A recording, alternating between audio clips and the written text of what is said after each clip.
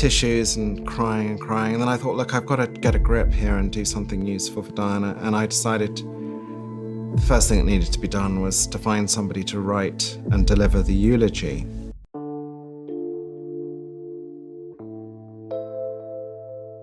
In a stunning revelation that has captivated the entire United Kingdom, Charles Spencer has brought renewed attention to Princess Diana's legacy by unveiling what many believe is a long-forgotten letter addressed to Princess Anne. The unexpected discovery has generated intense speculation about the private bond between two remarkable royal women and the hidden emotions Diana never shared publicly. As royal experts and supporters race to uncover the truth, one question continues to grow louder. What did Diana's lost letter really reveal, and why has it remained hidden for so long? So, what do you think? What did Princess Diana's lost letter to Princess Anne really reveal, and why was it hidden for so many years? Let us know your thoughts in the comments below. To help us uncover more hidden royal stories, please subscribe. The letter that exposed a royal secret. Charles Spencer never imagined that what began as a routine inspection inside the historic Althorp house would lead him to one of the most astonishing discoveries of his life.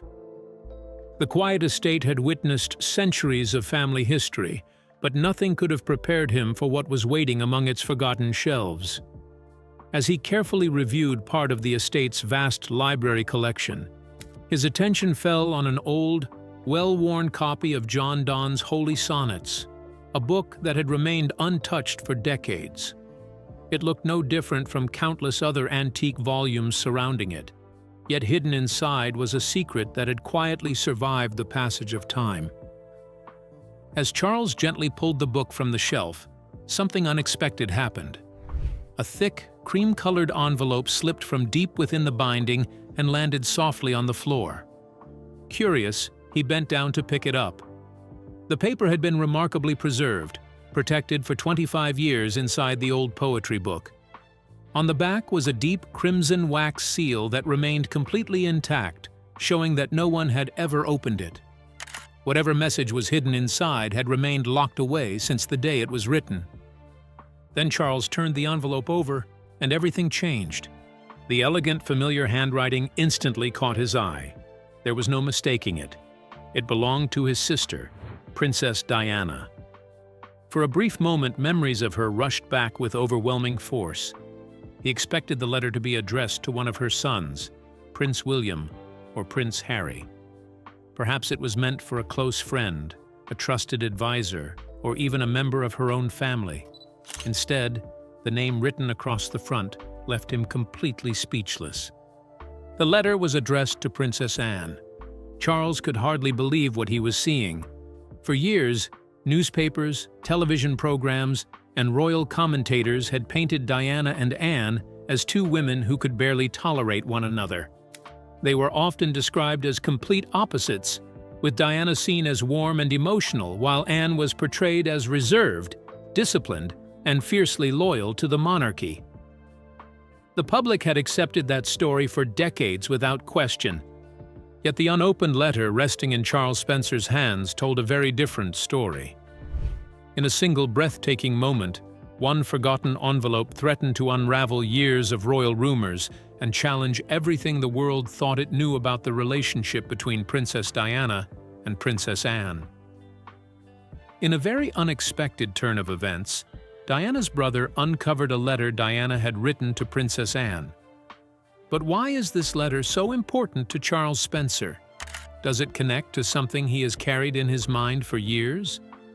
And what does discovering it truly mean to him? Let's uncover the astonishing details. The vow Charles Spencer refused to break. Towards the end of the 20th century, Charles Spencer, Princess Diana's younger brother, unexpectedly became one of Britain's most closely watched public figures. Although he had spent much of his life away from the constant spotlight that surrounded his famous sister, everything changed after Diana's heartbreaking death on August 31, 1997. As the world struggled to process the loss of the people's princess, Charles found himself standing before millions at her funeral in Westminster Abbey, carrying not only the grief of a devastated brother, but also the hopes of those who believed Diana deserved justice and compassion. His funeral speech quickly became one of the most unforgettable moments of that historic day. It was far more than a tribute to his beloved sister. It was an emotional message filled with love, sorrow, and determination. Speaking from the heart, Charles criticized the relentless media attention that had followed Diana throughout her life, arguing that the endless pursuit of photographs and headlines had placed an unbearable burden on her. His words reflected the pain of a family member who had watched someone he loved live under constant public pressure. But it was his promise that truly captured the world's attention. Standing before the royal family and millions of viewers watching across the globe, Charles made a heartfelt pledge on behalf of Diana's family. He promised they would do everything within their power to protect Prince William and Prince Harry and help them grow with the kindness, compassion, warmth, and independence their mother had worked so hard to teach them. He vowed that their lives would never be shaped only by royal expectations, duty, and tradition, but also by the humanity Diana had always wanted them to keep. Those powerful words became one of the defining moments of Charles Spencer's life and remained closely tied to Diana's enduring legacy. Nearly 3 decades later, that unforgettable promise suddenly returned to him unexpectedly. Standing alone inside the peaceful library at Althorp House, Charles found himself holding Princess Diana's long-lost letter addressed to Princess Anne. As he looked at his sister's familiar handwriting, memories of that emotional day inside Westminster Abbey came rushing back with remarkable clarity. The letter was no longer simply a forgotten piece of royal history hidden for 25 years. To Charles, it felt like one final opportunity to keep the promise he had made beside Diana's coffin and honor the trust she had placed in those she loved most. Charles had made a vow to protect everything that mattered to Diana long before discovering the letter addressed to Princess Anne. But why did Diana choose Anne above every other member of the royal family? Could there be a reason that no one had fully understood? Let's find out. The secret behind Diana's decision. As Charles Spencer continued looking at the letter in his hands, one question kept echoing through his mind. Why would Princess Diana choose to write to Princess Anne during the final weeks of her life? The answer was not immediately clear, but as he stood in the silence of Althorp House, memories from the difficult summer of 1997 began returning with remarkable clarity. Piece by piece, they painted a picture that was very different from the one the public had believed for so many years. During those final months, Diana was living under enormous pressure. Although millions around the world admired her, her private life had become increasingly lonely and uncertain. Cameras followed her every move, newspapers eagerly searched for new stories, and she often felt as though every conversation could somehow find its way into the headlines. Trust became a rare and precious thing. Even among people closest to her, Diana worried that private information might be leaking beyond her control. The constant attention left her emotionally exhausted, and she rarely felt completely safe or truly at peace. Yet despite everything she was facing, Diana's greatest concern was never herself. Her thoughts were always drawn back to Prince William and Prince Harry. More than public criticism or endless media attention, she feared the pressures of royal life would slowly shape the future of her sons. She wanted them to grow into compassionate, thoughtful, and independent young men without losing the warmth and humanity she had worked so hard to teach them. Protecting them became her highest priority. As these memories resurfaced, Charles began to understand the letter in an entirely new way. Diana had not written to Anne because she wanted comfort or reassurance. She had reached out because she believed Anne possessed a rare kind of strength. She needed someone who understood the royal household from the inside, someone respected enough to stand firm against powerful figures when it truly mattered. Diana believed Anne could be that person. Then Charles remembered a tense gathering at Sandringham years earlier. During an uncomfortable exchange, Anne had calmly silenced an overbearing courtier with quiet confidence and unquestionable authority. Diana had watched the moment closely, seeing beyond Anne's reserved public image. She recognized a woman who could not easily be intimidated. At last, Charles understood why Diana had trusted Anne with the message hidden inside her long-forgotten letter. According to the letter, Diana believed Anne was the one member of the royal family who could carry out her wishes without fear of compromise. But what exactly did the letter say? And how urgently did Diana want her wishes to be carried out? Now let's explore Diana's forgotten letter. The words inside. Diana's letter. Charles Spencer stared at the sealed envelope for what felt like an eternity. Every instinct told him that once the wax seal was broken, there would be no turning back. The letter had remained hidden for 25 years, untouched by time and unseen by anyone. Whatever Princess Diana had chosen to write during the final weeks of her life had stayed locked away, waiting for this very moment. Taking a slow, steady breath, Charles carefully broke the deep crimson wax seal and unfolded the aged pages inside. From the very first lines, he realized this was unlike anything he had expected. Diana's words carried a sense of urgency, not personal sorrow. She was not seeking sympathy or writing about her own pain. Instead, every line revealed the heart of a worried mother determined to protect her sons. She expressed deep concerns about powerful figures within the royal household whom she believed were trying to influence William's future. Her greatest fear was that they would slowly change the compassionate child she had raised, taking away his kindness, independence, and empathy to make him fit a stricter royal image.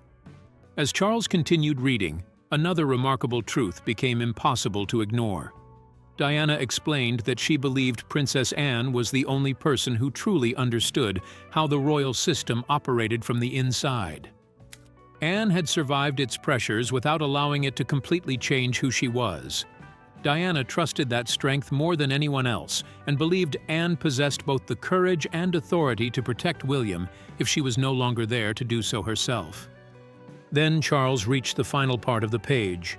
Near the bottom, Diana mentioned one of the mysterious figures she had privately called the Men in Grey. But this time, she did something far more extraordinary than hint at their influence. She identified one of them by name. Charles felt his heart pound as he read the words again, struggling to believe what he was seeing. This was no vague suspicion or passing concern. It was a direct warning written by Diana herself. In that unforgettable moment, Charles became convinced that his sister had recognized a dangerous plan taking shape long before the tragedy in Paris, and that her letter was never simply a private message. It was a desperate attempt to protect her sons before time ran out. Charles carefully read the details of his late sister's letter and understood the weight of the responsibility it carried. But would he have the courage to deliver the letter to the woman it was addressed to? If he did, would it reopen old wounds? Or would it instead reveal the hidden bond between the two women? Let's uncover the intriguing details. The private meeting. Charles Spencer knew almost immediately that the letter could never be treated like an ordinary historical discovery. Its contents were far too personal, far too important, and far too powerful to become another sensational newspaper headline. If it reached the media first, there was every chance that Diana's final words would be misunderstood, twisted, or reduced to endless public speculation. Charles believed his sister deserved better than that. More importantly, he believed her message needed to reach the one person she had trusted enough to write it for in the first place. Without wasting any time, Charles reached for a private communication line connected to Buckingham Palace, one that had remained silent since the difficult days following Diana's funeral in 1997. It was not a call he ever expected to make again. Yet the discovery of the forgotten letter left him with no other choice. He asked for an immediate and completely private meeting with Princess Anne, refusing to explain anything over the telephone except one detail that instantly changed everything. He told them he was holding a sealed letter written by Princess Diana. The following morning, Charles traveled to Gatcombe Park, Princess Anne's peaceful country home. The atmosphere felt unusually quiet as he arrived, carrying the carefully protected envelope that had remained hidden for 25 years. When Anne entered the room, Charles gently placed the letter before her. For a brief moment, she simply looked at it without speaking. Then her eyes settled on the handwriting. For decades, one detail about Princess Diana's life was repeated so often that almost nobody thought to question it: that she and Princess and could barely stand to be in the same room. It made for an easy headline. Diana was warm, photogenic, instinctive, and was reserved, disciplined, seemingly allergic to sentiment. Two women, one crown, and, according to the tabloids of the 1980s and 90s, one long, quiet rivalry. But when biographers, royal correspondence, and the family's own public record are examined side by side, the picture that emerges is far more complicated than rivals, and far more human than the headlines ever allowed. To understand why that simple story took hold, it helps to go back to July 1981, when Lady Diana Spencer married Prince Charles at St. Paul's Cathedral in front of a global television audience estimated at 750 million people. Diana was 19, thrust overnight into an institution with its own unwritten rules, its own rhythms, and its own deeply private way of processing emotion. Princess Anne, by contrast, had grown up inside that institution her entire life. She was 10 years older than her new sister-in-law, already an Olympic-level equestrian, already known for a clipped, no-nonsense public manner that stood in sharp contrast to Diana's visible warmth. Where Diana would kneel to speak with children or reach out to touch the hands of AIDS patients at a time, when that gesture alone made international news and built her reputation through decades of unglamorous, largely uncelebrated charity work, particularly with Save the Children, an organization she had been involved with since the 1970s. That contrast in temperament is really where the feud narrative began. Journalists covering the royal family in the 1980s needed a way to explain the family's internal dynamics to readers who had no access to it, and contrast is one of the oldest storytelling devices there is. Diana was framed as the emotional outsider trying to bring humanity into a cold institution, and already established and already comfortable with the institution's demands, became a convenient stand-in for that coldness. It's a clean narrative. It's also, according to people who studied the family closely over many years, an oversimplification. Andrew Morton's 1992 biography, Diana, Her True Story, in her own words, remains one of the most significant sources on Diana's interior life, because much of it was drawn from tape recordings Diana herself made and passed to Morton through an intermediary, her friend James Colthist. In that book, Diana described feeling isolated inside the royal family during the early years of her marriage, particularly while she was struggling with bulimia and depression. She felt that many of the people around her, family included, didn't fully grasp what she was going through, and that sense of not being understood shaped how she talked about almost everyone in the family circle during that period. What the book does not do is single out and as a particular antagonist. Morton's account paints a portrait of a young woman overwhelmed by an entire system, not a woman locked in personal combat with one sister-in-law. Sally Bedell Smith, the American biographer who wrote both Diana, In Search of Herself, and the later royal biography Elizabeth the Queen, has offered some of the most detailed outside reporting on how the family actually functioned during those years. Her research, built from interviews with courtiers, friends, and royal household staff, describes, and as someone who kept her emotional register private almost as a matter of professional discipline, a trait that had been drilled into royal women of her generation from childhood.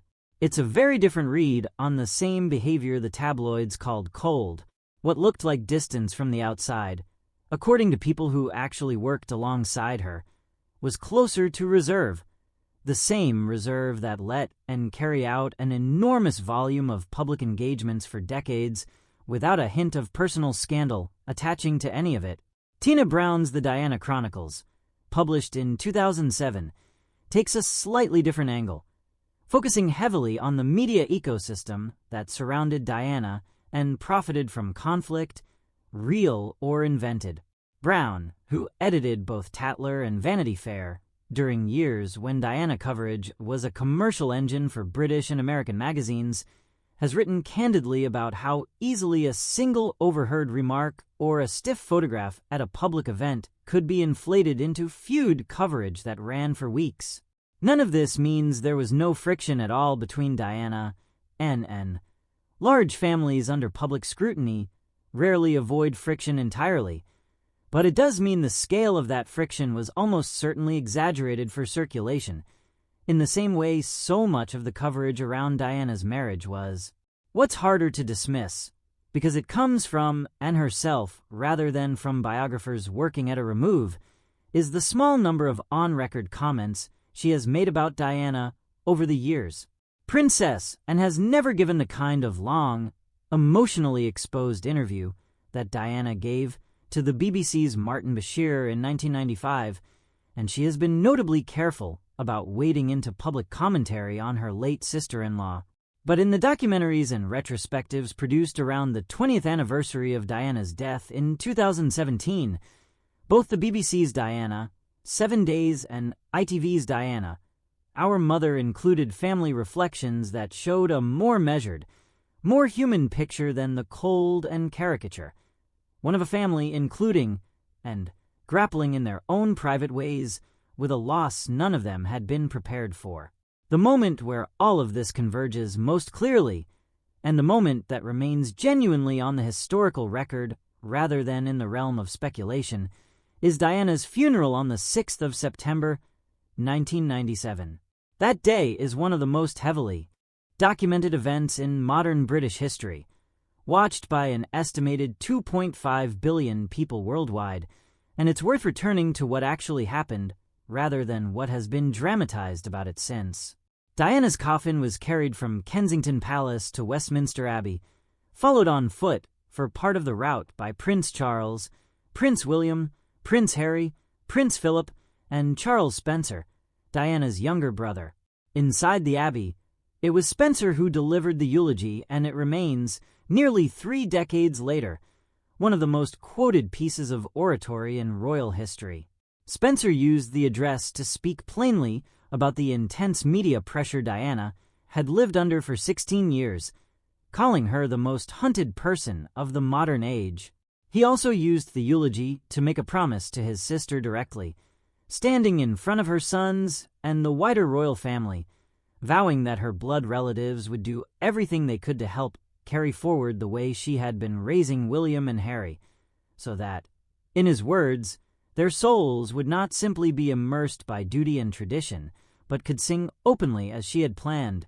That line, delivered live to a global audience inside one of Britain's most historic churches, was reportedly met with applause from crowds standing outside the Abbey, who could hear it relayed on speakers, an almost unprecedented breach of the Abbey's usual silence, and it has been written about by nearly every major royal correspondent and biographer since, from Ingrid Seward to Robert Lacey.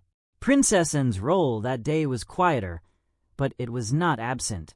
She attended alongside the rest of the family, walked in procession, and in the years since has occasionally been described by people close to the family as someone who, despite her reputation for reserve, took real and lasting interest in how William and Harry were coping in the years immediately following their mother's death. Robert Lacey's various books on the modern royal family, including Battle of Brothers, published in 2020, describe a family structure in which several senior royals, and among them, quietly stepped into more active roles with the young princes during a period when their father was managing his own public rehabilitation, and his relationship with Camilla Parker Bowles was still a source of national controversy.